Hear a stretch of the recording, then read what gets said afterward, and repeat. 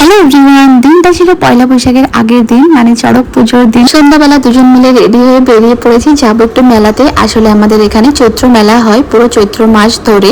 তো বরের সঙ্গে একদিনও আসা হয়নি, আগের দিন এসেছি তবে বাবা মায়ের সঙ্গে।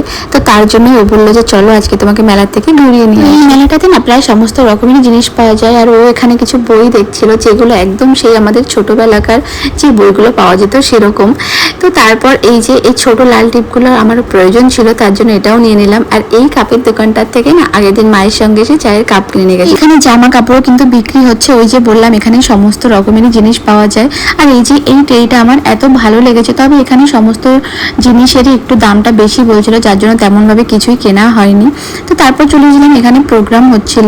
প্রথমে কিছু ব্যায়াম দেখছিলাম যেগুলো দেখে আমার মনে হচ্ছিল এদের শরীরে আদৌ হাড় আছে কিনা বা আস্ত আছে। তারপর শুরু হলো বাচ্চাদের ডান্স পারফরমেন্স। আর আমার বাচ্চাদের ডান্স দেখতে খুবই ভালো লাগে, যার জন্য আমরা বেশ কিছুক্ষণ দাঁড়িয়ে ডান্স দেখলাম। তো তারপর আমরা রওনা দিলাম, যাবো অন্য একটা জায়গায়। জানো তো এই জায়গাটায় কিছুদিন আগে একটা ভয়াবহ দুর্ঘটনা ঘটে গেছে। বেশ কয়েকটা দোকান, সেই সঙ্গে দোকানের সমস্ত মালপত্র আগুনে পুড়ে গেছে। যেহেতু পয়লা বৈশাখের বাজার, তাই তারা তাঁবু টাঙিয়ে কেনাবেচা করে চড়ক শুরু না হওয়ায় আমরা দুজন চলে এলাম বাড়িতে।